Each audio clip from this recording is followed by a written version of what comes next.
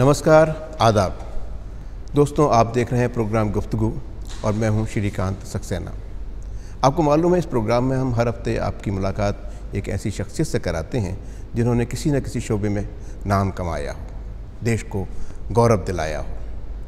आज जिस बड़ी शख्सियत से हम आपकी मुलाकात कराएंगे, उनसे परिचय कराने से पहले मैं आपके साथ एक बात साझा करना चाहता हूँ, और वो ये कि खेलों में बहुत तवील अरसे तक हिंदुस्तान को कोई बहुत बड़ा रिकग्निशन नहीं मिला था, ख़ास तौर पे एथलेटिक्स में, रेसलिंग में, बॉक्सिंग वगैरह में।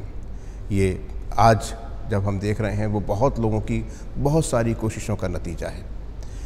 आप ये सोच कर देखिए कि सन 1952 में हिंदुस्तान को पहला एक मेडल मिला ओलंपिक्स में रेसलिंग में।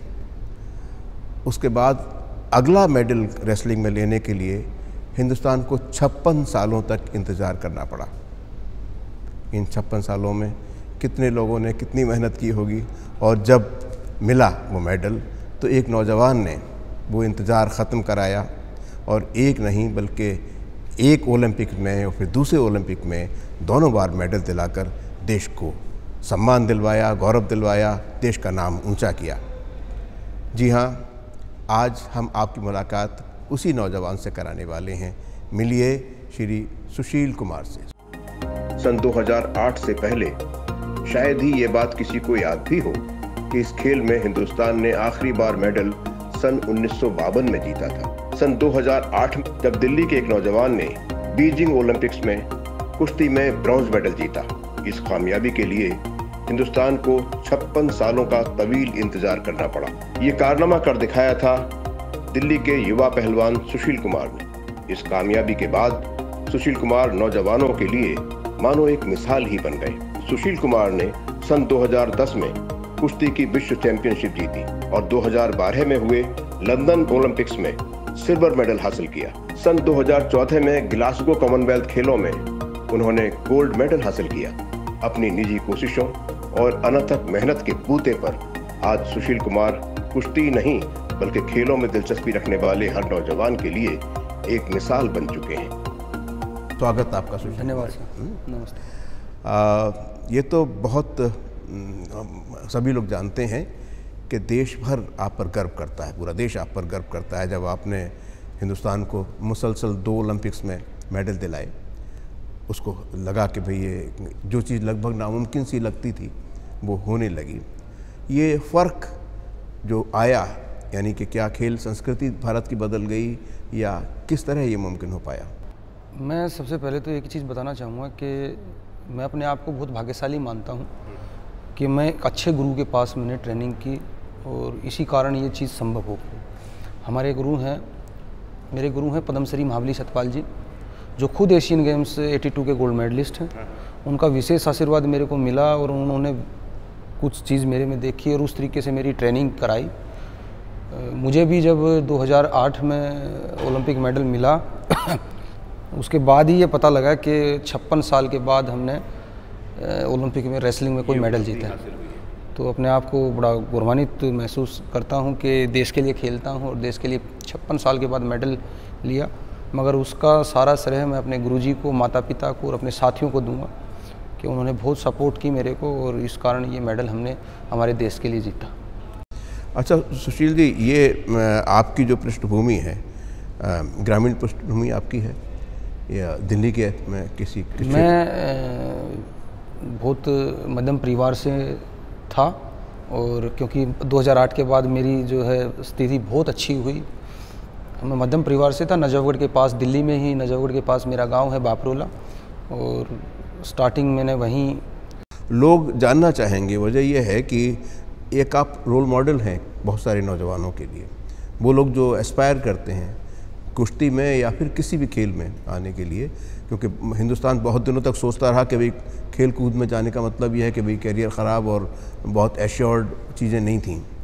अब उनको लगता है कि ये मुमकिन है कि खेल में भी करियर बना सकते हैं और ये होता है। तो जिस परिवेश से आप आए थे वहाँ से एक प्रोत्साहन आपको कुछ मिला कि भाई, क्योंकि आपने लगभग कम से कम 14-15 साल तक लगातार अभ्यास किया? ये चीज़ मैं कहना चाहूँगा कि आज खेल के माध्यम से भी आप देश की सेवा कर सकते हो और एक अच्छा कैरियर आप बना सकते हो। आज अच्छी अच्छी पोस्टों पे खिलाड़ी हैं, सरकारें बहुत मदद कर रही हैं। और जब रेसलिंग मैंने स्टार्ट की, जब मिट्टी से स्टार्ट की, तो परिस्थिति और थी, मगर 2008 ओलंपिक के बाद मैंने ओलंपिक स्पोर्ट्स को बदलते हुए देखा है। और जब से अभिनव बिंद्रा ने, विजेंद्र जी ने मेडल जीते, तो आप देखोगे कि हमारी जो ओलंपिक स्पोर्ट्स है वो बहुत बदला है। और आज हमारे जो युवा हैं, जो हमारे जूनियर हैं, वो आज माइंड में ये नहीं सोचते हैं कि हमें ओलंपिक खेलने जाना है, वो ये सोचते हैं कि हमें ओलंपिक मेडल जीतना है। तो बहुत परिस्थिति चेंज हुई, सरकारों ने बहुत मदद की। दिल्ली सरकार की बहुत सी स्कीमें चली हुई हैं कि सीधा वो खिलाड़ियों को सपोर्ट करती है। भारत सरकार की बहुत अच्छी पॉलिसियाँ हैं, वो बहुत खिलाड़ियों के लिए अच्छी अच्छी बनी हुई हैं। तो मैं मानता हूँ कि अब स्पोर्ट्स और बढ़ेगा। अच्छा, एक वजह ये बताई जाती है शुरू से, और शायद सच भी है, कि भाई कुश्ती तो एक पारंपरिक खेल है जो कि गांव में हर गांव में करीब करीब कुश्ती का चलन थोड़ा बहुत रहा, लेकिन खेल संस्कृति हिंदुस्तान में शायद विकसित नहीं हुई। खेलों के प्रति वो रुझान जो कि पिछले कुछ दशक से, मान लीजिए, या 1.5 दशक से जो नोटिस किया गया है, वैसी हालत पहले नहीं थी। आप अगर याद कर रहे हैं, क्योंकि आपने अपनी ज़िंदगी के बहुत प्रेशियस ईयर्स इसको डिवोट कर दिए कुश्ती को सीखने के लिए। जब आप यहाँ आए होंगे गुरु सतपाल जी के पास में, तो शायद 13-14 साल की उम्र रही होगी। कब आप आए थे यहाँ? मैं बचपन से ही 7वीं 13-14 साल का ही था, और जब से ही रेसलिंग में हूँ, और रेसलिंग से बहुत सी चीज़ें मेरे को मिली हैं।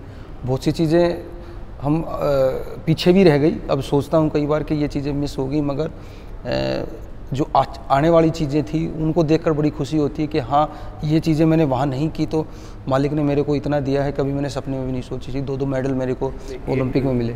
12-14 साल का बच्चा माँ बाप से ज़्यादा जुड़ा होता है, परिवार से ज़्यादा जुड़ा होता है, और उसको वो सब छोड़ के अखाड़े की बड़ा कठोर अनुशासन का जीवन। मैं एक चीज़ और बताना चाहूँगा कि मेरे बड़े भाई थे जो वो पहले मेरे से रेसलिंग करते थे, वो यहीं छत्रसाल गुरुजी के पास ट्रेनिंग करते। तो मेरा भी मन था कि मैं छत्रसाल में ही ट्रेनिंग करूँ। और बड़ा मुश्किल होता है, जिस तरीके से आपने कहा कि हम सबके घरों में बच्चे हैं, तो एक बच्चे को आप 25-30 किलोमीटर कहीं छोड़ दो और फिर कई महीने में उससे मिलने का मौका मिले। जैसे पिताजी तो डेली आ जाते थे, मम्मी को, भाई को और परिवार के लोगों को, तो बहुत कठिन सी चीज़ें होती हैं वो सेट होने में। मगर मैं बहुत जल्दी हो गया, क्योंकि दिमाग में ये चीज़ थी कि नहीं, कुछ रेसलिंग करनी है और रेसलिंग के माध्यम से ही अच्छा कुछ करना है। और जो एक तपस्या, एक दृढ़ निश्चय लिया। तो उस वक्त जब आप यहाँ अकेले होंगे, आप भी तो मिस करते होंगे परिवार को? बिल्कुल, परिवार को मिस करता हूँ, सब लोग मिस करते हैं। मगर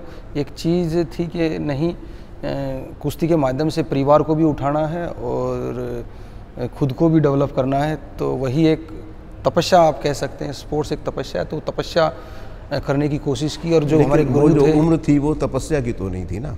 आप 12-14 साल की उम्र में जब यहाँ आए, तो तमाम बच्चों की तरह आपका मन बहुत सारी चीज़ें करने का था सर। मगर आप मेरे गुरुजी से आप कभी बात करोगे, सतपाल जी से, तो वो मेरे बारे में बताएंगे कि 14 साल की उम्र में ही जो चीज़ मेरे को मिल गई ना, जो उन्होंने कहा कि मुझे, आप लोगों को इतनी मेहनत करनी है, ये शेड्यूल है आपका, तो उसी को मैंने फॉलो किया है। कभी आज तक गुरुजी से डांट नहीं खाई है मैंने।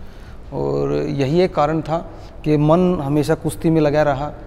फिर बच्चा है, बच्चे का 2-3 दिन तो मन परेशान रहता है, फिर उसके बाद आप उसको एक चीज़ दिखा दो और कि आपका एक ये लक्ष्य है, तो उसके पीछे लगे रहो। कई बार स्थिति ऐसी भी हुई, इंजरी भी लग गई, घर पे भी रहना पड़ा कई महीने, और फिर कुश्ती से इतना मन था कि उससे दूर नहीं हो सकते। अच्छा, जब आप अखाड़े में उतरते हैं या किसी अंतर्राष्ट्रीय प्रतिस्पर्धा में उतरते हैं, उस वक्त जहन में क्या चल रहा होता है? नहीं, जब भी किसी टूर्नामेंट की तैयारी करते हैं तो उसका पहले से ही 2 महीने 3 महीने से दिमाग में रहता है कि मुझे इस टूर्नामेंट के लिए ये तैयारी करनी है और इसमें इस तरीके से खेलना है, इस तरीके से अच्छा करना है। तो जहन में यही रहता है कि ओपोनेंट से गलतियां कराएं, ओपोनेंट को जितना गलतियां कराएंगे तो हमें फ़ायदा मिलेगा। तो उस तरीके से प्लान करते हैं तैयार कि किस तरीके से हम ओपोनेंट से गलती कराएं और उस गलती का फ़ायदा उठाकर हम जीतें। तो दिमाग में यही चीज़ें कुश्ती में चलती रहती। ऐसा मानते हैं कि जो ख़ासतौर पर पहलवान हुए या रेसर्स हुए, उनमें सुपरस्टिशंस बहुत होती हैं, है ना? कई बार लोगों का मानना ये है। आपका कभी या आप नहीं, कोई मैं एक चीज़ बताऊं कि मैं मेहनत करने वाला आदमी हूं और मुझे पता है कि आप जितनी मेहनत आप करोगे उतना ही आपको मिलना है, मालिक किसी का रखता नहीं। तो एक कंपटीशन का प्लान किया कि वर्ल्ड लेवल का कंपटीशन है तो इतनी मेहनत करनी है आप। और अपने गुरुजी का नाम लेता हूँ, माता पिता का नाम लेता हूँ और फिर कुश्ती में लग जाता हूँ। और बस यही कोशिश करता हूँ कि मैं ये मानता हूँ कि पेपर की आपकी तैयारी अच्छी है तो आपके सामने कुछ ऐसी चीज़ें नहीं, आपके दिमाग में भी नहीं आएगी। अच्छा, ऐसा एक कोई वाक़या मुझे ध्यान में आ रहा है कि किसी शख्स ने, जब आप टूर्नामेंट में जा रहे थे, जी वो 2012 की आप बात कर रहे हैं, 2000 लंदन 12 ओलंपिक की आप वो बात कर रहे हैं। और वो बड़ी बड़ा अच्छा आपने ये सवाल पूछा और मैं आपके माध्यम से अपने साथियों जितने खिलाड़ी हैं उनसे भी कहना चाहूँगा। 2012 में मेरे को फ्लैग बेलर बनाया था और मुझे पूरी इंडिया टीम का कैप्टन बनाया था जिसमें सभी बड़े खिलाड़ी थे, मैरी थी। तो हिंदुस्तान की तरफ से झंडा आपने उठाया। तो जिस दिन ओपनिंग होती है उसी दिन मार्क पास्ट होता है और तो मैं ओपनिंग करने के लिए गया। और जिस तरीके से आप बहुत प्यार करते हैं, बहुत से लोग जो पत्रकारिता में हैं वो बहुत लोग प्यार करते हैं। तो मार्क पास्ट ख़त्म हुआ तो वो अंकल थे, वो अंकल मेरे को बोले कि सुशील बेटा झंडा क्यों पकड़ा। तो मैं अंकल क्या हुआ कि बेटा जिसने भी झंडा पकड़ा है वो दोबारा मेडल रिपीट नहीं कर पाया है। और ये एक बात दिमाग में डाल दी मेरे। तो खिलाड़ी ये ठीक कह रहे हो आप, कई बार चीज़ें तैयारी करते करते कोई भी चीज़ वो ऐसा नहीं चाहता कि मेरे से कोई गलती हो। तो मैंने अंकल ये बात तो आपने पहले बताना चाहिए था। और मेरे लिए तो बड़े गर्व की बात है, मैं अपना झंडा लेके चल रहा हूँ और पूरा वर्ल्ड हमारे झंडे को सल्यूट करता है वहाँ पर। तो मैं तो अपने आप को बहुत गौरवान्वित महसूस कर रहा हूँ। फिर वो जैसे ही मार्क पास्ट ख़त्म हुआ तो हमें ट्रेनिंग के लिए बेलारूस भेज दिया गया, क्योंकि मेरी जो कुश्ती थी वो क्लोजिंग वाले दिन थी, शेड्यूल में कुश्ती पड़ी हुई थी क्लोजिंग वाले दिन। और मैं बेलारूस ट्रेनिंग किया। वो 15 दिन जिस तरीके से काटे, क्योंकि दिमाग में वो चीज़ घुस जाती है ना, आपके दिमाग में कोई चीज़ मैं यहाँ से डाल दूँ तो आप घर तक वो चीज़ें रखोगे, यार वो कही थी वो चीज़ें। तो 15 दिन मेरे दिमाग में जैसे ही लेटूँ तो वो बात ध्यान आई अंकल की कि यार अंकल जी ने तो ये बोला था। और मेहनत आपके दिमाग में कोई चीज़ पंच कर जाती है ना तो आप मेहनत भी डबल कर देते हो। तो मेहनत भी डबल की और मालिक का बड़ा अच्छा, सबकी आप लोगों की दुआएं आशीर्वाद रहा, गुरुओं का बड़ा आशीर्वाद रहा, माता पिता का आशीर्वाद रहा कि हमने ब्राउन से सिल्वर किया। फिर मैंने अंकल से ढूंढा और कहा कि अंकल जी वो जो आप सोचते हैं वो चीज़ें ख़त्म हो गई हैं, ब्राउन से सिल्वर हो गया है, अब किसी को बोलने की ज़रूरत नहीं है, मज़े से झंडा पकड़े आप। तो वो एक घटना थी।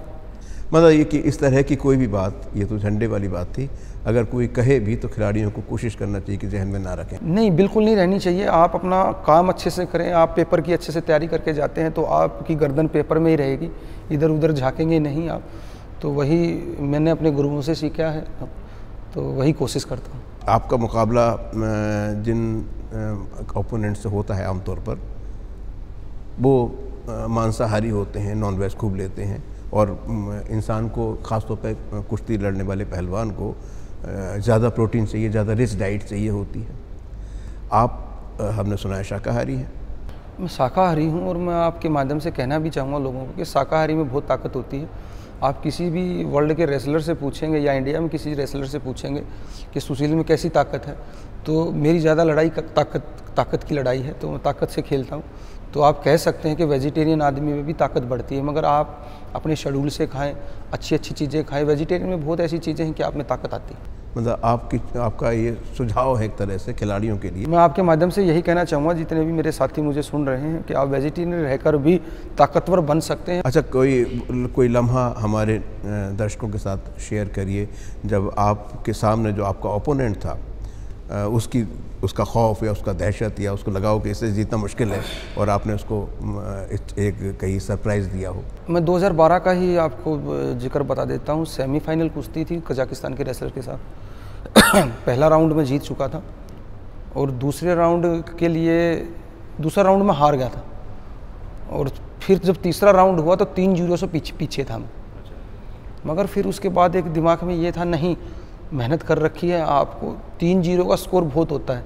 2 मिनट में आप 3-0 का स्कोर मेरे को 3-0 का लीड मिल जाए तो बहुत मुश्किल है कि ओपोनेंट मेरे से 2 मिनट में वो कवर कर ले। तो बस वही एक कुश्ती का मैं लम्हा आपको बताऊंगा कि उसमें मैंने एक दिमाग में सोचा कि नहीं, आखिर तक हार नहीं माननी है। तो वहाँ फिर मैंने स्कोर किया 5-3 का फिर मेरे ख्याल से लास्ट में तो 6-3 का स्कोर हो गया था।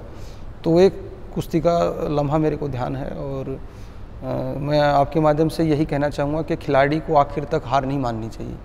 आप दिमाग में ये रखें कि नहीं, आखिर तक मुझे लड़ाई लड़नी है और मुझे जीतना है। तो वो एक लम्हा है। अच्छा, आपने और भी कुछ पहलवानों ने कुश्ती में नाम कमाया है पिछले कुछ वर्षों में। अब आप देखते हैं कि आपके पास जो अब इस समय आप दिल्ली सरकार की तरफ से खेल विभाग भी देख रहे हैं, तो जो बच्चे अब आ रहे हैं, क्या फ़र्क है? ज़्यादा लोग आ रहे हैं, ज़्यादा बच्चे कुश्ती में 2008 के बाद बहुत लोग आए हैं। मैंने कुश्ती को दिन रात बदलते हुए देखा है और बहुत लोग कुश्ती में आए हैं और कुश्ती में बहुत अच्छे रिजल्ट भी आए। आप जूनियर बच्चे हमारे वर्ल्ड चैम्पियन बन रहे हैं, एशिया चैम्पियन बन रहे हैं। अभी छत्रसाल स्टेडियम से ही हमारे 2 बच्चे हैं ओलंपिक के लिए क्वालिफाई किया है जिन्होंने, रवि और दीपक है, और वो मेडल होप भी हैं, वो ओलंपिक में मेडल टच करेंगे। तो आज दिमाग में बच्चों के ये नहीं है कि मुझे ओलंपिक ही खेलने जाना है।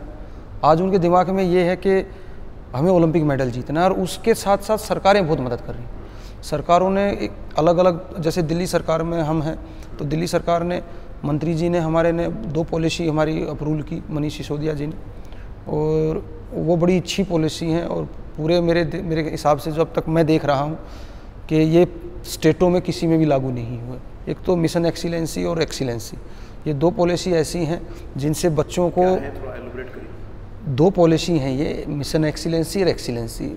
और इसमें क्या है, मैं वही चीज़ बता रहा हूँ। उसमें क्या है, जो सीनियर बच्चे हैं वो मिशन एक्सीलेंसी में हमारे बच्चे जाएंगे और उसमें हम बच्चों को ट्रेनिंग के लिए फंडिंग करेंगे कि आप पहले ट्रेनिंग करो और मेडल जीतो। और ना कोई ऐसी चीज़ बच्चों पे बर्डन डाला कि आप हम बिल दीजिए, ना, हम आपके विश्वास पे और आप पे एक कमेटी हमने गठित की है जिसमें Olympic medallist, Olympian, Asian Games के मेडलिस्ट वो उसमें हैं। और वो बच्चों को चुनते हैं कि ये बच्चे हमारे हैं जो दिल्ली के हैं और इनको हम पैसे देते हैं, तो ये इस तरीके से ट्रेनिंग करेंगे और वो परफॉर्मेंस देंगे। तो 2 साल हमारी उस पॉलिसी को हुए हैं और वो बड़ा अच्छा उनसे रिजल्ट हमें मिला हुआ है। रवि और दीपक भी उस पॉलिसी में से ही मेडल जीते। खेल संस्कृति के विकास के लिए अभी सरकार ने कुछ इनिशिएटिव्स लिए, मसलन खेलो इंडिया, तो उसमें बहुत लोगों का पार्टिसिपेशन हुआ। तो ऐसे कैंपेन से, खेलो इंडिया जैसे, क्या खेल संस्कृति को बढ़ाने में मदद मिलती है? मैं एक चीज़ आपके माध्यम से कहना चाहूँगा कि खेलो इंडिया बड़ा कामयाब रहा हमारे लिए, हमारे देश के लिए। हमें टैलेंट मिले हैं और उन टैलेंटों को साई अलग अलग सेंटरों पे भेजकर उनकी ट्रेनिंग भी स्टार्ट हो रखी है। तो वो बड़ा अच्छा प्लान है और वो सक्सेस भी हो रहा है। मगर मैं एक चीज़ और कहूँगा कि जितनी भी फैसिलिटी खिलाड़ी को मिलती हैं, जितने भी टूर्नामेंट खिलाड़ी को मिलते हैं, वो उसे डेवलप ही करते हैं। और 2008 के बाद आप 2008 का रिकॉर्ड निकलवा के और पीछे का देखोगे तो हमारा ओलंपिक स्पोर्ट्स बहुत बड़ा है। आप किसी भी गेम में आप देख लो, हम ओलंपिक मेडल को टच करते हैं। कर्माकर है, दीपा कर्माकर, बताओ, जिम्नास्टिक में हमने कभी सोचा था कि हम ओलंपिक मेडल को टच करेंगे? वो 4th आई लड़की हमारी। तो आज सरकारें बहुत अच्छा काम कर रही हैं, फैसिलिटी बढ़ गई हैं और अब खिलाड़ी के भी दिमाग में ये है कि हमें ओलंपिक मेडल जीते। अच्छा, ये अगर हम अब देखें जो प्रेजेंट कॉन्टेक्स्ट है कोरोना का, तो और जहाँ कहीं भी एक खेल आयोजित होते थे, चाहे वो कॉमनवेल्थ हो, चाहे वो एशियाड गेम्स हों, चाहे ओलंपिक्स हों, तो उस देश की पूरी अर्थव्यवस्था को एक बूस्ट मिलता था, क्योंकि लाखों लोग को इकट्ठे जुट होते थे। बहुत बड़ा एक, यानी शहरों की शक्लें बदल जाती थीं। ये कोरोना की वजह से अब तो है ही, आपका टोक्यो ओलंपिक्स पोस्टपोन हो गया। और क्या नज़र आता है आपको आने वाले वक्त में, ये इतनी बड़ी भीड़ जुटेगी इस तरीके से खेल कोरोना? मैं तो सबसे पहले तो आपके माध्यम से एक ही चीज़ कहूँगा कि सबसे पहले अपना आप को ठीक रखो और परिवार को ठीक रखो, क्योंकि ये समय जो है ना तो बिज़नेस करने का है, ना स्पोर्ट्स को देखने का है, ना करने का है। ये अपने परिवार को, अपने समाज को ठीक ठाक रखने का है। और ये कोरोना जो है पूरे वर्ल्ड पे इसका असर गया है, ये नहीं कि हमारे ऊपर है, पूरे वर्ल्ड में इसका असर है। और उस असर को हम सब महसूस कर रहे हैं कि आप स्पोर्ट्स में लगा लो या बिज़नेस में लगा लो या किसी भी फील्ड में लगा लो, हम सब लोग महसूस करते हैं कि कोरोना से हम सब, पूरा वर्ल्ड एकदम से थमसा गया है, सब लोग पीछे गए हैं। तो मुझे तो ऐसा महसूस होता है कि अभी स्थिति ठीक होने वाली नहीं है। आप देखोगे तो कितने केसेस अब बढ़ गए और ये काफ़ी तवील अरसे तक चलने के। तो मैं बस यही कहूँगा कि अभी तो अपने आप को ठीक ठाक रखें। दोबारा आते हैं आपके गुरुजी की बात करते हैं, गुरु सतपाल जी के बारे में। तो आपने इतना परिश्रम किया और इतनी कामयाबी जब आपको मिली तो गुरुजी की तरफ से कोई ख़ास उपहार आपको मिला? गुरुजी का विशेष आशीर्वाद अब तक मिलता रहता है और मैं उनसे पूरा हर चीज़ पूछ के ही करता हूँ बचपन से, और बहुत प्यार करते हैं मेरे को। हर टाइम उपहार ही मिलता है मेरे को, जब उनका आशीर्वाद मिल जाता है तो उपहार ही है। विवाह की क्या पृष्ठभूमि है? ये मैं समझ नहीं पाया था आप ये उपहार कह रहे हो। हाँ बिल्कुल, शादी मेरी, अब मैं एक चीज़ सोचता हूँ कि मैं अपने बच्चे को शादी करूँ, मैं अपनी लड़की की शादी करूँ तो पहले आपकी शादी कैसे हुई, किस तरीके? मेरी शादी मेरे परिवार के और गुरुजी के आदेश पे वो शादी हुई, तालमेल से। गुरुजी के मेरे पापा जो हैं उनसे बात हुई कि हम सभी की शादी करना चाहते हैं सुशील। आप दोनों पहले मिलते थे, एक दूसरे से पसंद करते थे? नहीं, हमारी लव मैरिज नहीं है, मैं ये क्लियर कर दूं, हमारी अरेंज मैरिज है। और मैं घर भी नहीं जाता था गुरुजी के, और तपस्या ही की मैंने तो पूरी उम्र। मगर अपने आप को भाग्यशाली ही मानता हूँ क्योंकि गुरुजी ने मेरे को चुना है। ये बड़ी बात है मेरे लिए कि सब अपने बच्चे को एक अच्छी जगह देखना चाहते हैं, एक संस्कारी बच्चे के साथ देखना चाहते हैं। तो वही चीज़ कुछ गुरुजी ने देखी होगी मेरे अंदर, तो सभी के साथ शादी हुई। और अब मेरे ख्याल से 9-10 साल मेरे को शादी के होंगे। 2 बच्चे हैं हमारे, और सभी मेरे को बहुत सपोर्ट करती है। उसके बाद शादी के बाद भी मैंने 2012 में लंदन ओलंपिक में मेडल जीता, कॉमनवेल्थ में मेडल जीता, अभी 18 में जीता। तो सभी मेरे को बहुत सपोर्ट करती है, और बड़ा भाग्यशाली हूँ कि अच्छी बीवी भी मिली है कि सपोर्टिव करती है हर चीज़ के लिए, और मेरे को बहुत सपोर्ट करती है। अच्छा, ऐसा कभी हुआ जब आप हैं रिंग में, आपका मुकाबला चल रहा है और परिवार के लोग हों, माने माँ बाप हों, भाई हों या फिर वाइफ हों, तो प्रेशर बढ़ा या ना, ऐसा वो मैं एंजॉय करता हूँ। मेरे खुद बच्चे कुश्ती देखने जाते हैं मेरी। अभी जब ऑस्ट्रेलिया टूर्नामेंट था वहाँ देखने गए थे, जब 2014 में ग्लासगो में था वहाँ देखने गए थे। तो सभी जाती है मेरी, कुश्ती भी देखती है और वो भी एंजॉय करती है। तो मम्मी देखने जाती है। वो जब ऑडियंस में होते हैं तो आपको क्या फील क्या आता है? नहीं, वो कभी ये प्रेशर महसूस वो होने ही नहीं देते। गुरुजी पहलवान रहे हैं, स्पोर्ट्स वो बताते रहते हैं, उनका प्लान हमेशा से क्लियर रहता है कि खिलाड़ी को प्रेशर में नहीं रखते, और वो भी स्पोर्ट्स को एंजॉय करते हैं। इसी कारण मैं इतनी लंबी रेसलिंग में कर पाया हूँ। आप देखोगे तो बहुत लंबी रेसलिंग मेरी चली, तो मैंने एंजॉय किया स्पोर्ट्स को। और वो भी कभी प्रेशर नहीं देते हैं, वो देखते हैं, सभी कुश्ती देखने जाती है। हमारे मम्मी कुश्ती देखने गई, मेरे पापा कुश्ती देखने जाते हैं। जब आपने ऐसे किसी मौके पर जब आपने जीते आप, तो क्या रेस्पॉन्स मिला होगा उस समय हाथ के हाथ परिवार की तरफ से? आते हैं कोई मोमेंट याद, कोई लम्हा याद आ रहा है? बहुत खुश हो जाते हैं, कई बार तो इतने भावुक हो जाते हैं कि हाँ, जो हम भी मेहनत कर रहे हैं सुशील के साथ में। सभी बोलती है कि मैं तो इतना ही अपने आप को गौरवान्वित महसूस करती हूँ और खुश हो जाती हूँ, और वो हंसते, मतलब खुशी के कारण वो आंसू भी आ जाते हैं उसको, कि मैं आपको कुश्ती लड़ते हुए देखती हूँ और आप जीतते हो जब, क्योंकि उनकी भी तपस्या है साथ में, वो भी मेहनत करते हैं। और अब की बार तो बच्चे बड़े हो गए थे, तो वो खुद फ्लैग लेके खड़े थे कि कुछ लिखा हुआ था उन पे, वो रखा हुआ है उनके पास। ट्विंस हैं आपके? हाँ, मेरे ट्विंस हैं, स्वर्ण और कितने साल के हो गए? वो 6 साल के हैं, सेकंड में वो भी स्टडी करते हैं। क्या उनका रुझान कुछ लगता है? तो अब ये आप देखो ना कि नाना जी उनके बड़े पहलवान रहे, दादाजी ने भी पहलवानी की, पिताजी पहलवान, उनका भी स्वाभाविक बात है कि रेसलिंग की तरफ से रुझान। तो ये बताइए कि अब आइंदा पता नहीं कि कब ये अंतर्राष्ट्रीय प्रतियोगिता होगी ओलंपिक, एशियाड या जो भी, हिंदुस्तान की तैयारी कैसी होगी? जो परफॉर्मेंस बहुत अच्छी तैयारी है रेसलिंग में, बड़ा अच्छी परफॉर्मेंस आएगी। बच्चे तैयारी में बैठे हुए हैं कि कैसे ही कोरोना से हम एकदम निकलें और तैयारी में जुट जाएं और देश की सेवा करें। तो बस इंतज़ार है सबको कि स्थिति ठीक हो और फिर से जुटें और देश के लिए खेलें, देश के लिए medal जीतें। Sushil ji, world championship जो आपने जीती, उसका कुछ वो लम्हे हमारे दर्शकों के साथ शेयर करिए, क्या हुआ था उसमें? देखिए, मैं पहले थोड़ा सा पीछे की बात मैं बता देता हूँ। जब हम वर्ल्ड चैंपियनशिप में खेलने जाते थे तो कुश्ती हारने के बाद बैठ के सोचते थे पता नहीं हमारे देश में ये बेल्ट कब जाएगी। वर्ल्ड चैंपियनशिप में बेल्ट मिलती है, और 2010 में वो सौभाग्य मेरे को मिला कि देश के लिए खेल रहा था और मैं वर्ल्ड चैम्पियन बना। और मैं पहला भारतीय हूँ कि मैं रेसलिंग में वर्ल्ड चैम्पियन हूँ।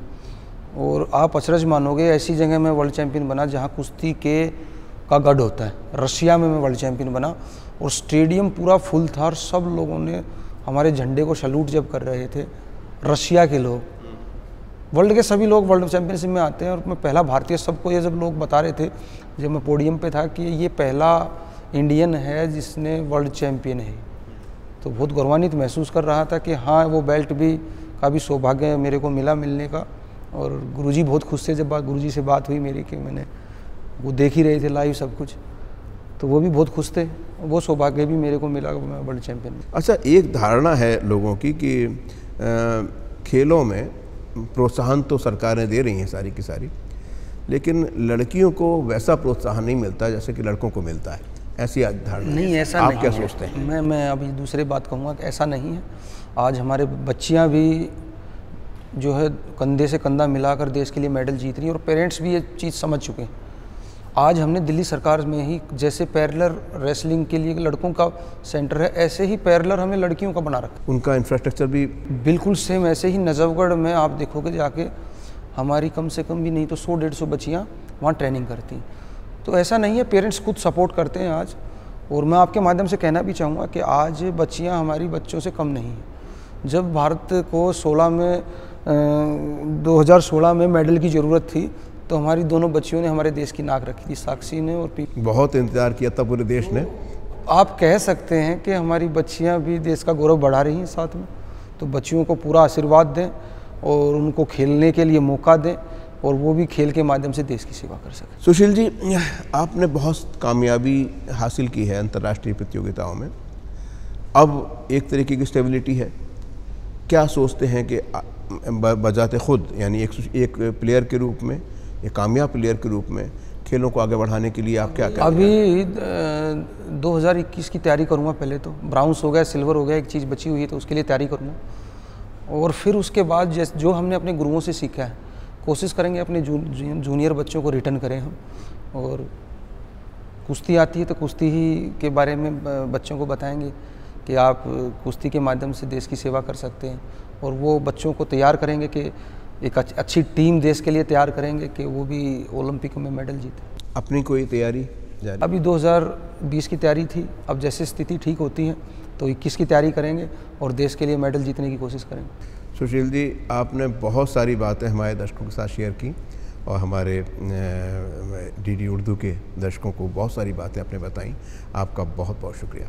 Thank you sir. नमस्ते सर। नाज़रीन, ये थे श्री सुशील कुमार, देश के जाने माने पहलवान, जिन्होंने भारत का नाम बहुत बार रोशन किया, दुनिया भर में वर्ल्ड चैम्पियन रह चुके हैं, 2 ओलंपिक्स में मेडल्स हासिल कर चुके हैं, कॉमनवेल्थ में, एशियाड, कोई ऐसी प्रतियोगिता अंतर्राष्ट्रीय नहीं है जहां उन्होंने भारत का नाम ऊंचा ना किया हो।